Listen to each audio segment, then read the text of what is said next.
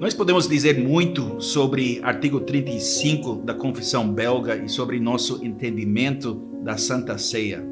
Mas nesta meditação, quero focar no último parágrafo desse artigo.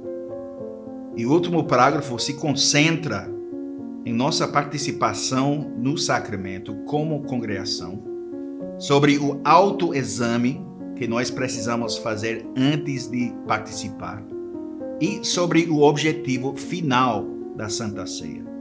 O uso desse santo sacramento nos leva a amar fervorosamente a Deus e o nosso próximo. Temos e confessamos que o nosso Salvador Jesus Cristo instituiu o sacramento da Santa Ceia para nutrir e sustentar aos que ele já regenerou e incorporou em sua família, que é a sua igreja. Ele nutre, fortalece e consola as nossas almas pobres e desoladas pelo comer da sua carne e as refresca e renova pelo beber do seu sangue. Embora os sacramentos estejam unidos com a realidade da qual são um sinal, nem todos recebem ambos. O ímpio certamente toma os sacramentos para a condenação dele, mas não recebe a verdade do sacramento. Assim como Judas e Simão o Mago receberam o sacramento sem, contudo, receberem a Cristo, que é aquilo que o sacramento representa. Cristo é comunicado somente aos crentes. Finalmente, recebemos esse santo sacramento na congregação do povo de Deus, com humildade e reverência, enquanto celebramos com ações de graça e lembrança sagrada da morte de Cristo, nosso Salvador, e confessamos a nossa fé e religião cristã. Por isso, ninguém pode vir a essa mesa sem cuidadoso autoexame, para que ao comer desse pão e beber desse cálice, não coma e beba juízo sobre si mesmo. Em resumo, o uso desse santo sacramento nos leva a amar fervorosamente a nosso Deus e a nosso próximo. Por essa razão, rejeitamos como profanação todos os acréscimos e invenções malditas que os homens acrescentaram e misturaram aos sacramentos. Declaramos que devemos estar contentados com a ordenação que Cristo e seus apóstolos ensinaram e falar disso da mesma maneira que eles falaram. E nesta última parte do artigo, Guido de Brès citou as palavras do apóstolo Paulo em 1 Coríntios capítulo 10. Na primeira carta de Paulo aos Coríntios, aprendemos muito sobre a natureza da ceia do Senhor, sobre sua importância, sobre seu significado. E também recebemos um aviso muito forte sobre como nós devemos levar esse sacramento a sério. Nós celebramos a Santa Ceia junto com a congregação de Cristo, juntamente com nossos irmãos e nossas irmãs. E antes de participar desse sacramento, precisamos nos examinar deliberada e seriamente.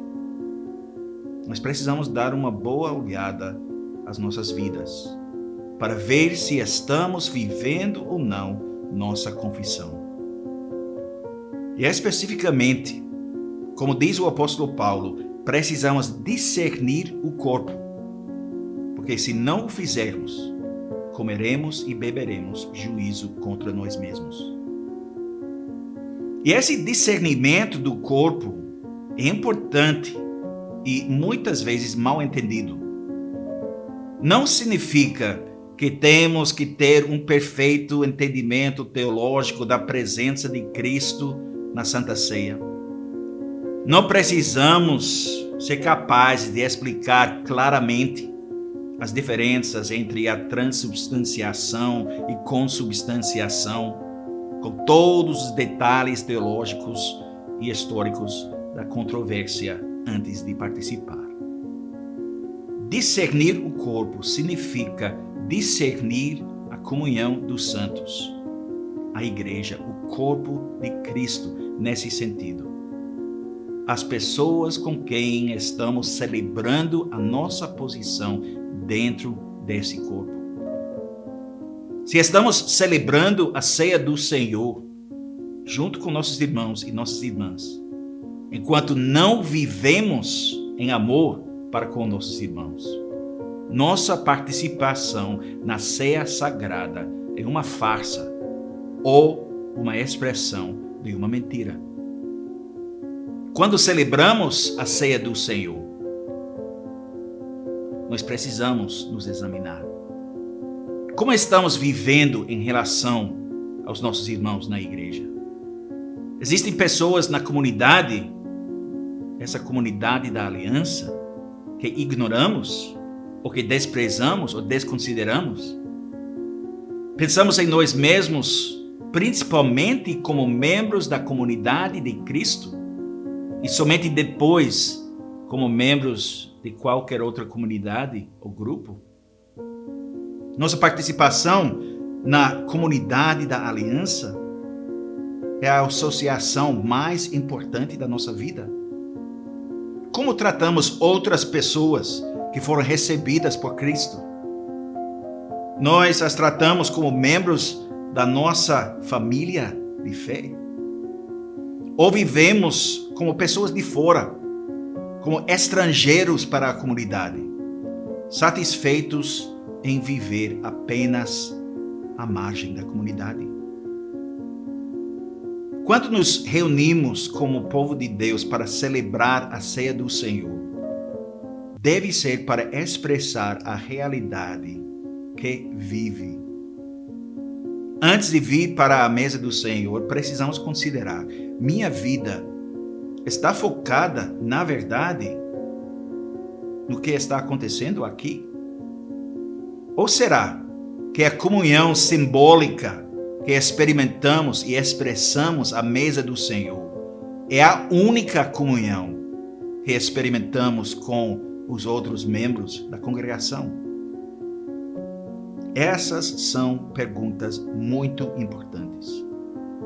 Porque se a nossa participação nesse sacramento não se alinha com o nosso estilo da vida, encararemos o juízo de Deus e não as bênçãos de Deus. Participar da ceia do Senhor significa algo, porque Deus usa o sacramento para fortalecer nossa fé. Ele nos dá o sinal e o selo da ceia do Senhor como testemunho tangível, algo que nós podemos tocar e sentir e cheirar da realidade das suas promessas. Quando participamos da ceia do Senhor com fé, seremos abençoados por essa participação. Portanto, é uma atividade séria, uma atividade significativa, e precisamos nos preparar para nossa participação com essa seriedade em mente. Mas depois de nos examinarmos, seremos levados pelo Espírito Santo ao arrependimento, pela graça de Deus. Nosso foco não permanecerá em nós mesmos. Será orientado para o mesmo lugar para o qual o apóstolo Paulo direcionou o foco dos coríntios: para a cruz, para o corpo de Cristo dado por nós, para o sangue de Cristo derramado por nós. E ali, diante da cruz, chegamos a nos conhecer corretamente. Entenderemos como somos destinatários indignos da graça de Deus, do alto sacrifício do nosso Salvador. Nos conheceremos como pessoas que precisam de tudo de Deus. E quando sabemos disso, seremos levados a viver de uma maneira que seja uma resposta apropriada a essa generosidade divina, ao amor a Deus e ao nosso próximo.